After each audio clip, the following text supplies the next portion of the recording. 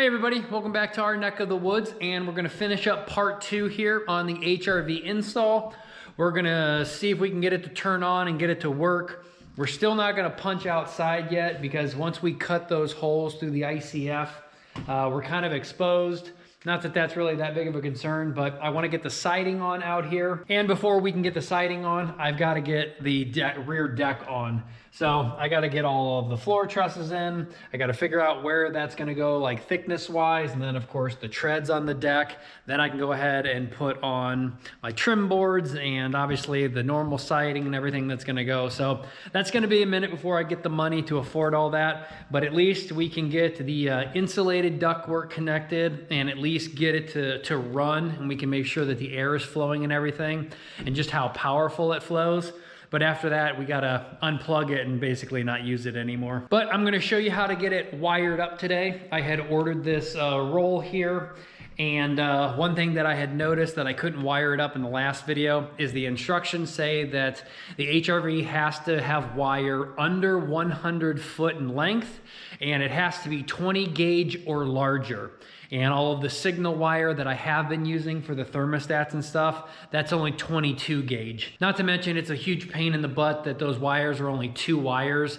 And actually I thought the HRV was gonna have a multitude of wires. I think there's 10 spots for wires on the HRV, but the controller actually only has 3 wires only, and I didn't know that until I opened the thing up. So instead of running 2 wires and then 1 behind it, this stuff here is 18 gauge and it has 3 wires in it. And each one of them is another color or a different color. So be super easy to connect it to the controller and to the unit, and we won't have to get anything mixed up, as opposed to, again, even if that wire that I had was a 20 gauge, well, I'd be running 2 reds and a black or 2 blacks and a red, and I'd get confused maybe on which one is which. But this is just dummy proof, so it finally showed up. So I'm gonna go ahead and drop this down this back wall here, because again, I think we are gonna put the thermostat and the HRV on this wall right here. So I should have a spot, which I do, for some of the security camera wires. I'm gonna just drop this down in, pull it all the way through, and then we'll go ahead and run it all the way down to the utility room. And then I'll show you how they want you to hook it up, which color goes to what. And then we'll run the electricity, turn the thing on. We'll make sure everything at least functions and is opening and closing with us like turning it up to like max setting and stuff. And then again, we'll just punch out this wall come springtime and actually get this thing to work. But since we're not living in here, the air quality isn't that much of a concern.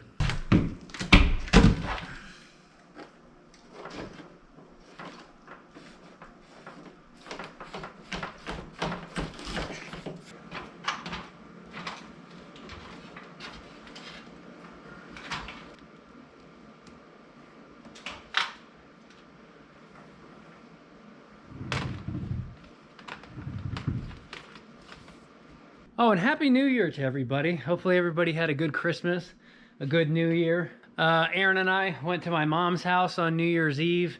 We did not stay the whole time until midnight, and unfortunately we were driving home in the car because it's a pretty far drive when the ball dropped and Ohio State missed their winning field goal to lose the game against Georgia and going to the national finals. So that was not a great ride home, but it was a good day, and we did have a good time going out and seeing my family. Now, just because you guys are going to see all this on camera, one thing that I did do, like I said, I did go ahead and use that stuff.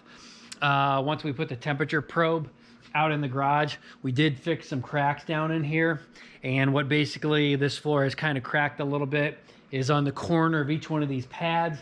It's kind of gone all the way over to that pad. It's gone back through that wall, which is a good reason why inside of the vault, we use that uncoupling membrane on the floor, because as that crack goes all the way out to the ICF wall on the back side of the house, that uncoupling membrane has some movement in there. So we will not be cracking the floor underneath of the vault, because that is porcelain tile. And then we had one more crack going from the corner of that last pad, and it goes down here through the gym wall and gets over to there. So I just used that that stuff to fill up. But since you guys are gonna see this on video anyway, Aaron and I got some new toys down here into the gym, and this officially makes like somewhere like $3,000 or something that Aaron and I have saved.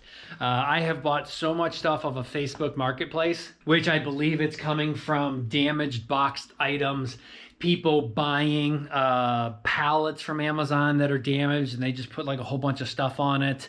And that so far has given us each one of these boilers, which are over like $2,500, that I only paid like $1,000 with tax.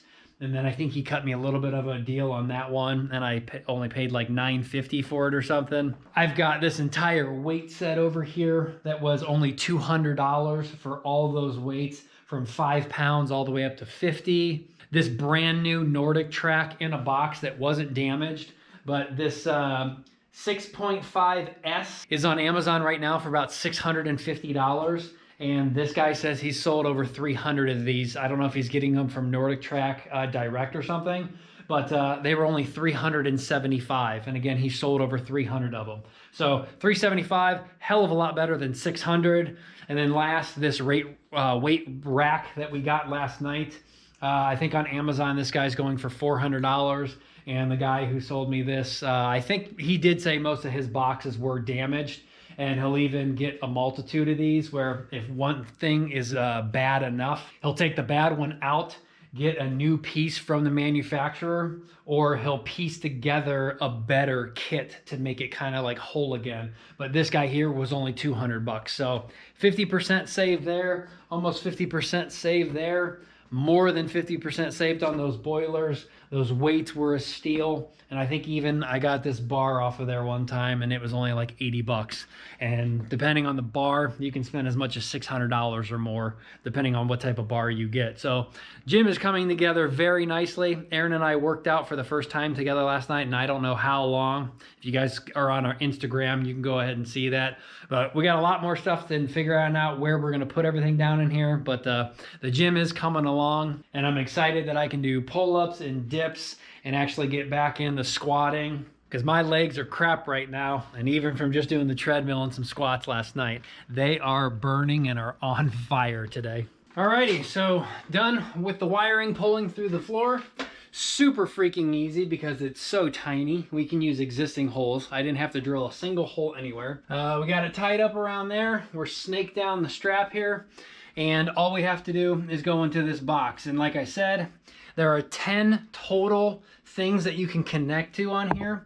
And I thought this was gonna be really difficult, but when you look at the instructions and look at the plate, there is only 3 spots: a red, a green, and a yellow. And if you look on here, there is a red, a yellow, and a green going down there. So that couldn't be any simpler. I think all these other 7 locations are for if you actually have a furnace that you're tying it into. So that way you put these into your existing ductwork, like coming off of your furnace for your return and your hot air blowing out. That way it works in conjunction with it. So this thing's not trying to fight the furnace air.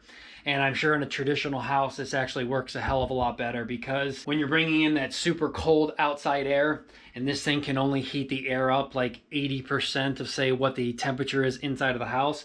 Well, if you have it blowing in through your house's furnace, it obviously is going to get drastically heated up, because coming right off of your furnace, that air is probably like 120 degrees Fahrenheit or something ridiculous. So you don't have a concern, obviously, for that. Yeah, this couldn't be any easier to just go ahead and pick.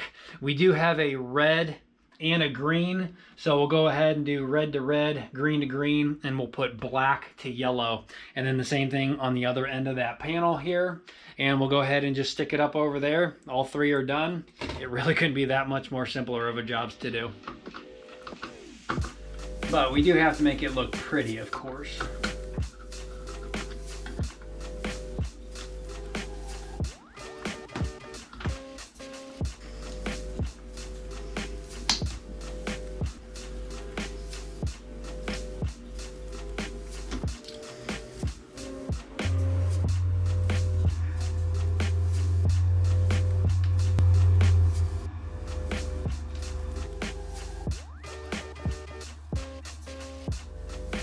All right, I'm probably gonna make this look prettier. This is some pretty thick copper wire, to my surprise. It is like single filament, but each filament is pretty darn thick.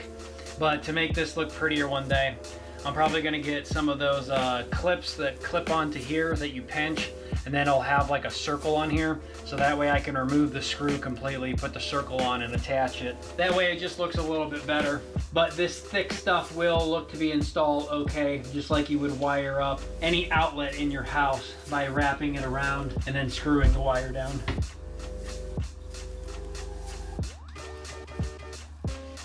All right, all done with that. That doesn't look too horrible. But again, just to make a tighter connection in there, we'll go ahead and take these off one day, pull them back straight, and then we'll use those round circle clips to go ahead and connect onto there. But at least for testing tonight, because again, this is extremely low voltage. This thing is only, it even says low voltage right there. This thing can't carry more than like 20 or 30 volts, so it's really nothing. But let's go upstairs, run the wire up there.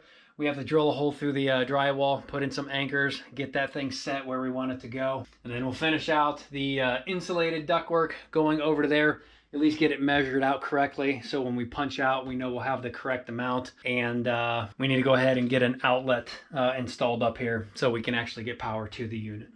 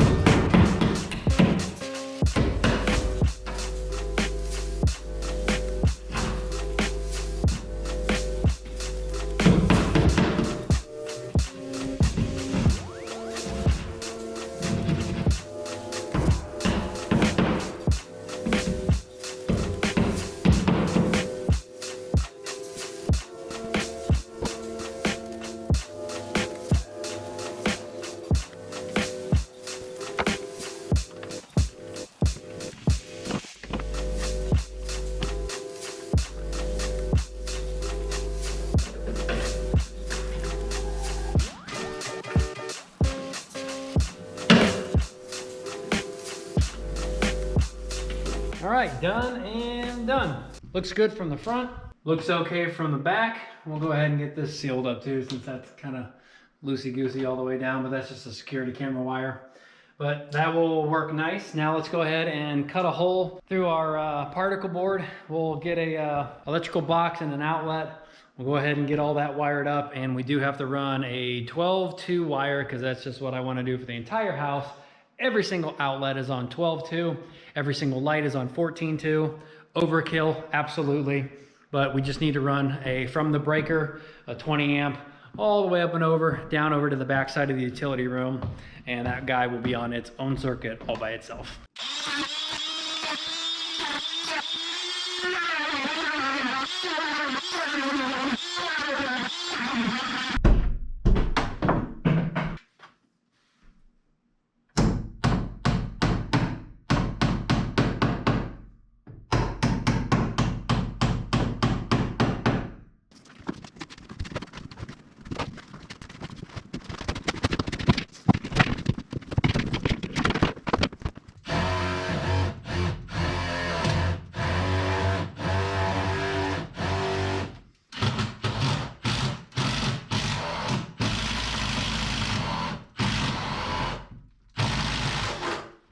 All right, that outlet is all wired up. If you guys haven't seen the inside of my panel in a while, there you go. That's what it looks like. Not bad, I must say, for a complete noob. But I will say it definitely could be a little prettier. But again, it is what it is for someone who's not an electrician. I think I did, again, as good as a job as I could. So, okay, everything is done. Ground, load neutral. We got our controller upstairs all wired up and ready to go. So I don't know what's going to happen when I turn that breaker on. I don't know if I have to control it up there or not, but I am going to quickly put on the ductwork So that way I'm not sucking in any air from up in the joists.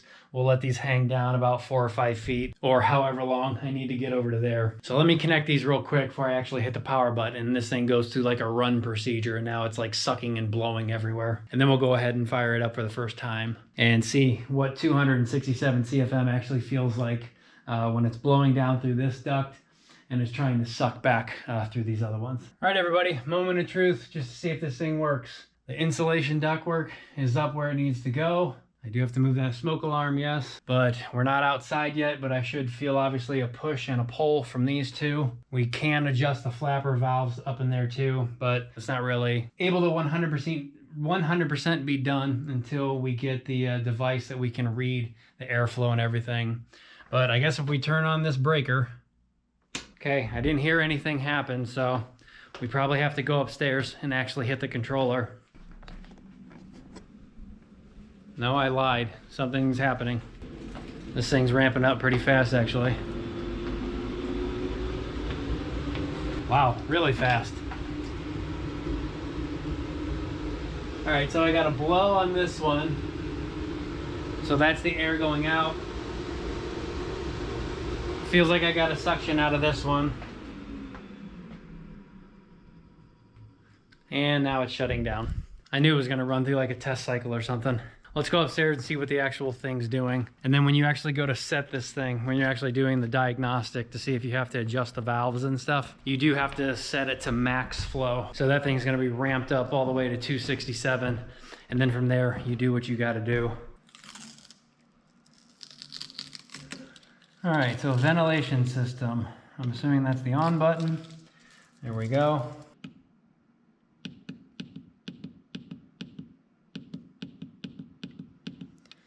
All right, so just hitting the fan button without even playing with any of this, we can obviously see we're at max flow right now. We're not gonna mess with the timing or the settings or any of this dew point or anything. Obviously we can see the humidity is going up, or is the 40 the relative humidity? The 61, 62 is something else. I don't know, we gotta still look at those directions, but all I wanna know is with the fan obviously turned on to a 5, which seems to be its max.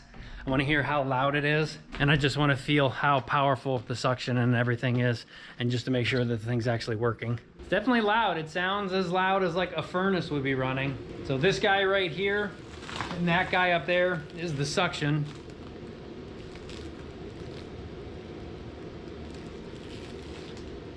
Not that powerful as a suction, so it doesn't seem like it's pulling a lot out.